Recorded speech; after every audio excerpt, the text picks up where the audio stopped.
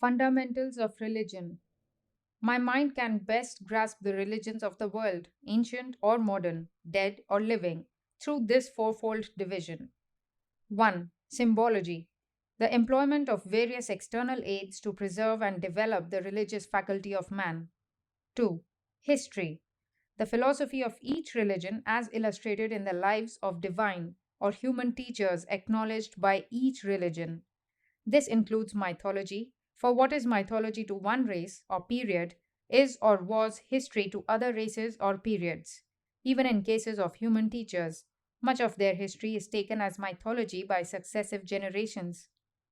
3. Philosophy. The rationale of the whole scope of each religion. 4. Mysticism. The assertion of something superior to sense knowledge and reason which particular persons, or all persons under certain circumstances, possess, runs through the other divisions also. All the religions of the world, past or present, embrace one or more of these principles, the highly developed ones having all the four. Of these highly developed religions, again, some had no sacred book or books, and they have disappeared, but those which were based on sacred books are living to the present day. As such, all the great religions of the world today are founded on sacred books. The Vedic on the Vedas, misnamed the Hindu or Brahminic, the Avestic on the Avesta, the Mosaic on the Old Testament, the Buddhistic on the Tripitaka, the Christian on the New Testament, the Mohammedan on the Quran, the Taoists and the Confucianists in China, having also books, are so inextricably mixed up with the Buddhistic form of religion as to be catalogued with Buddhism. Again, although strictly speaking there are no absolutely racial religions, yet it may be said that of this group, the Vedic, the Mosaic, and the Avestic religions are confined to the races to which they originally belonged, while the Buddhistic, the Christian, and the Mohammedan religions have been from their very beginning spreading religions. The struggle will be between the Buddhists and Christians and Mohammedans to conquer the world, and the racial religions also will have unavoidably to join in the struggle.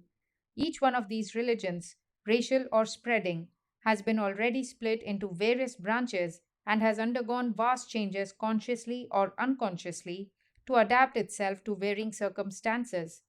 This very fact shows that not one of them is fitted alone to be the religion of the entire human race. Each religion being the effect of certain peculiarities of the race it sprang from, and being in turn the cause of the intensification and preservation of those very peculiarities, not one of them can fit the universal human nature. Not only so, but there is a negative element in each. Each one helps the growth of a certain part of human nature, but represses everything else which the race from which it sprang had not. Thus, one religion to become universal would be dangerous and degenerating to man. Now, the history of the world shows that these two dreams, that of a universal political empire and that of a universal religious empire, have been long before mankind, but that again and again the plans of the greatest conquerors had been frustrated by the splitting up of his territories before he could conquer only a little part of the earth. And similarly, every religion has been split into sects before it was fairly out of its cradle. Yet it seems to be true that the solidarity of the human race, social as well as religious, with a scope for infinite variation, is the plan of nature. And if the line of least resistance is the true line of action, it seems to me that this splitting up of each religion into sects is the preservation of religion by frustrating the tendency to rigid sameness, as well as the clear indication to us of the line of procedure. The end seems therefore to be not destruction, but a multiplication of sects until each individual is a sect unto himself. Again, a background of unity will come by the fusion of all the existing religions into one grand philosophy. In the mythologies or the ceremonials, there never will be unity, because we differ more in the concrete than in the abstract. Even while admitting the same principle, men will differ as to the greatness of each of his ideal teacher. So, by this fusion will be found out a union of philosophy as the basis of union, leaving each at liberty to choose his teacher or his form as illustrations of that unity. This fusion is what is naturally going on for thousands of years. only by mutual antagonism. It has been woefully held back. Instead of antagonizing, therefore, we must help all such interchange of ideas between different races by sending teachers to each other so as to educate humanity in all the various religions of the world. But we must insist, as the great Buddhist emperor of India, Ashoka, did in the second century before Christ, not to abuse others or to try to make a living out of others' faults, but to help, to sympathize, and to enlighten. There is a great outcry going over the world against metaphysical knowledge as opposed to what is styled physical knowledge. This crusade against the metaphysical and the beyond this life, to establish the present life and the present world on a firmer basis, is fast becoming a fashion to which even the preachers of religion, one after the other, are fast succumbing. Of course, the unthinking multitude are always following things which present to them a pleasing surface. But when those who ought to know better follow unmeaning fashions, pseudo philosophical though they profess to be, it becomes a mournful fact.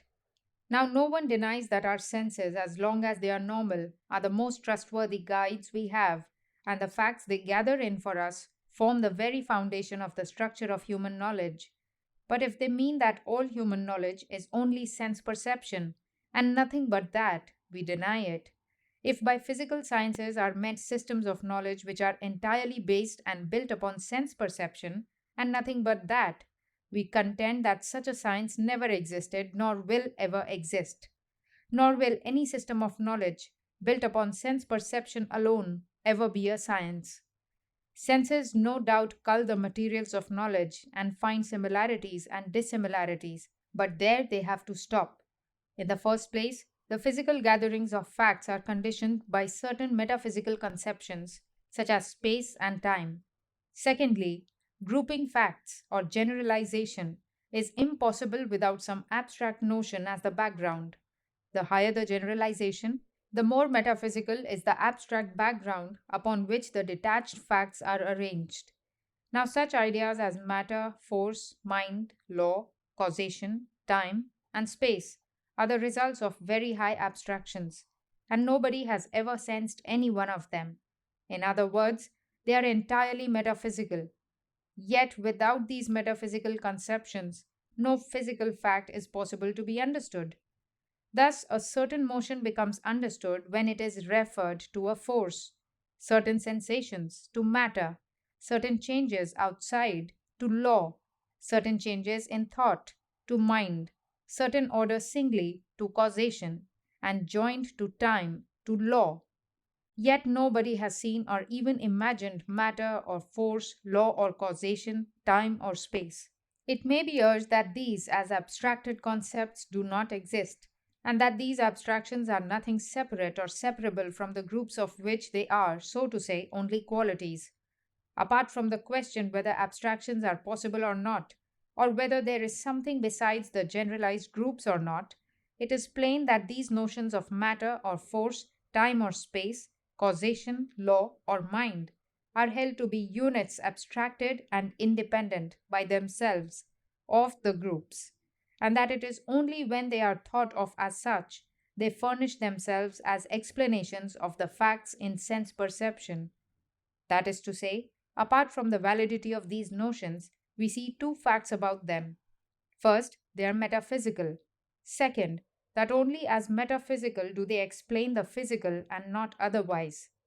Whether the external conforms to the internal, or the internal to the external, whether matter conforms to mind, or mind to matter, whether the surroundings mold the mind, or the mind molds the circumstances, is old question, and is still today as new and vigorous as it ever was. Apart from the question of precedence or causation, without trying to solve the problem as to whether the mind is the cause of matter or matter the cause of mind, it is evident that whether the external was formed by the internal or not, it must conform itself to the internal for us to be able to know it.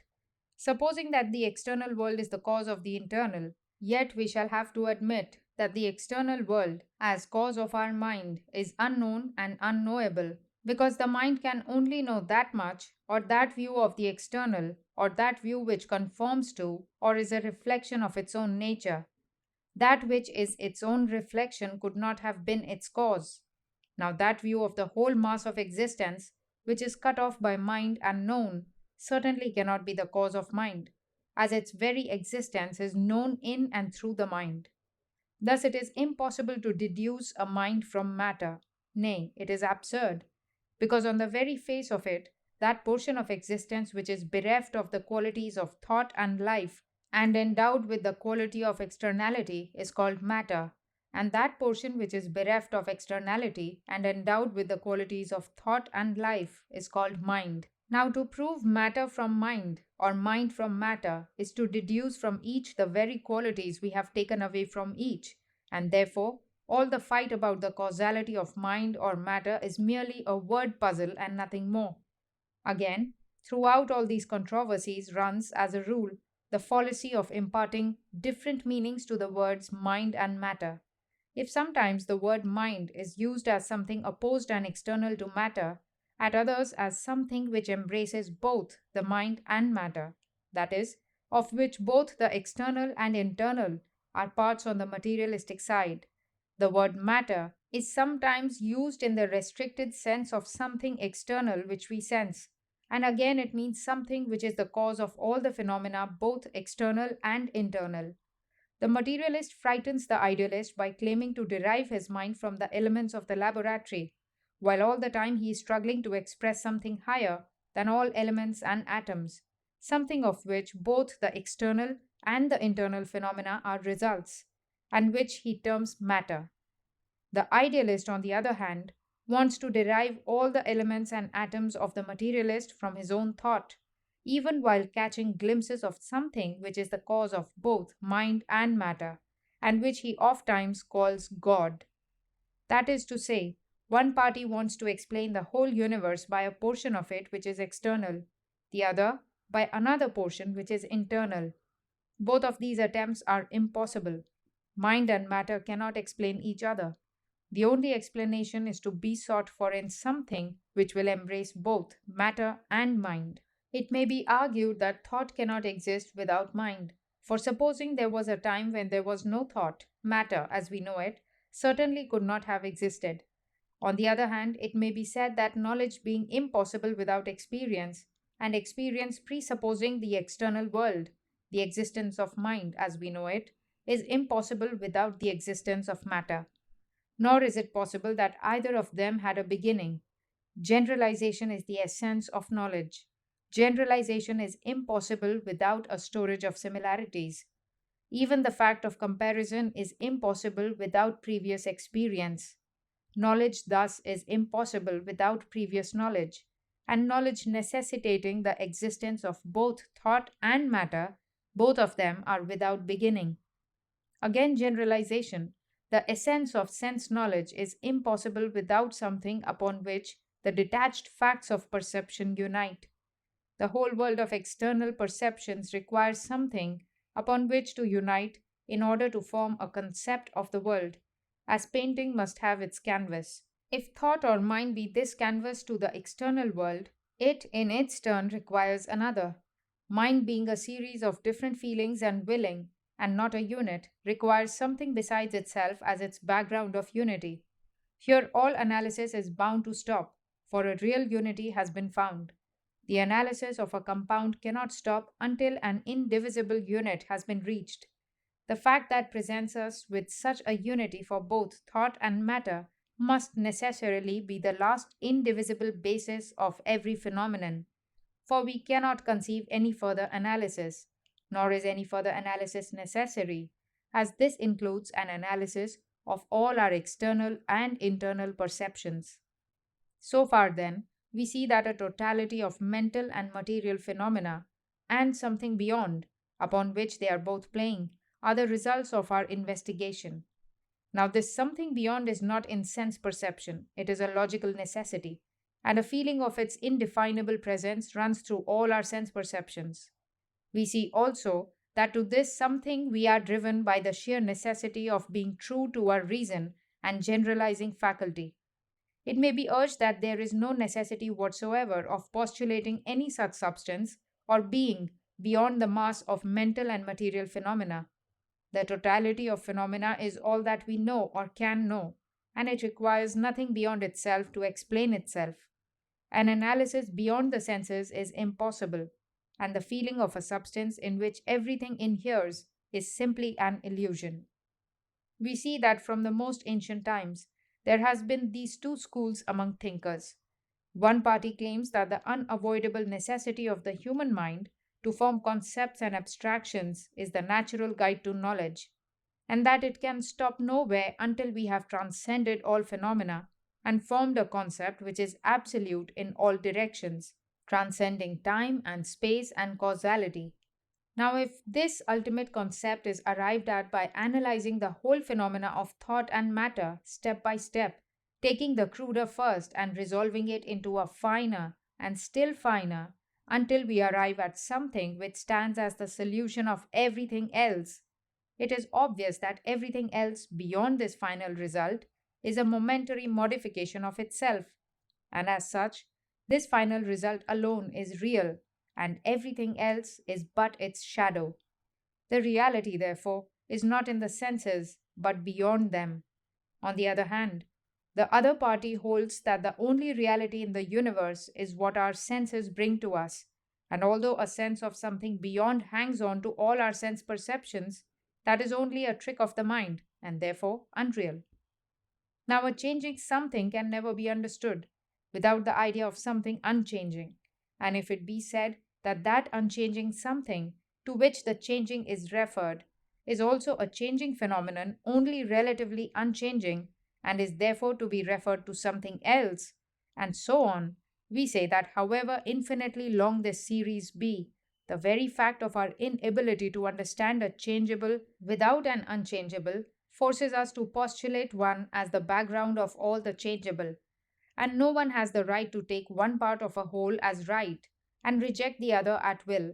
If one takes the obverse, he must take the reverse of the same coin also, however he may dislike it. Again, with every movement, man asserts his freedom. From the highest thinker to the most ignorant man, every one knows that he is free. Now, every man at the same time finds out with a little thinking that every action of his had motives and conditions, and given those motives and conditions, his particular action can be rigorously deduced as any other fact in causation. Here again, the same difficulty occurs. Man's will is as rigorously bound by the law of causation as the growth of any little plant or the falling of a stone, and yet, through all this bondage runs the indestructible idea of freedom. Here also, the totality side will declare that the idea of freedom is an illusion and man is wholly a creature of necessity. Now, on one hand, this denial of freedom as an illusion is no explanation. On the other hand, why not say that the idea of necessity or bondage or causation is an illusion of the ignorant? Any theory which can fit itself to facts which it wants to explain, by first cutting as many of them as prevents its fitting itself into them, is on the face of it wrong. Therefore, the only way left to us is to admit first that the body is not free, neither is the will, but that there must be something beyond both the mind and body which is free and incomplete.